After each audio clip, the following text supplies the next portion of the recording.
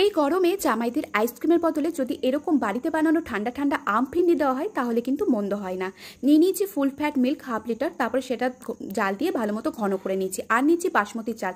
বাসমতি চালটা একটু ভিজিয়ে রেখে যাতে নরম হয়ে যায় তারপরে পেস্ট করে নিয়েছি। মাথায় রাখতে হবে পেস্টটা যেন খুব মিহি না হয়, একটু দানা দানা হয়, তবেই কিন্তু ফিরনির আসল টেস্ট আসবে। তারপরে চালটা যখন সেদ্ধ হয়ে আসবে, দুধটা যখন ঘন হয়ে আসবে, তখন দিয়ে দিতে হবে এলাচের গুঁড়ো আর স্বাদ মতো চিনি। চিনিটা দেওয়ার পর একটু জল কাটবে, জলটা একটু ভালো মতো শুকিয়ে নিতে হবে। আর তারপর নিয়ে নিয়েছি আমের পাল্পটা বের করে মিক্সি জারে পেস্ট করে নিয়েছি। তারপরে গ্যাসের ফ্লেম লো টু মিডিয়াম রেখে তারপরে আমের সাথে দুধটা ভালো মতো মিশিয়ে নিচ্ছি। মেশানো হয়ে গেলেই সব শেষে দিয়ে দিতে হবে পছন্দ মতো ড্রাই ফ্রুটস। ব্যাস, এরপরে মাটির পাত্রে সার্ভ করে ফ্রিজের মধ্যে রেখে দিতে হবে 2-3 ঘন্টা, তাহলেই রেডি হয়ে যাবে ঠান্ডা ঠান্ডা আম ফিরনি।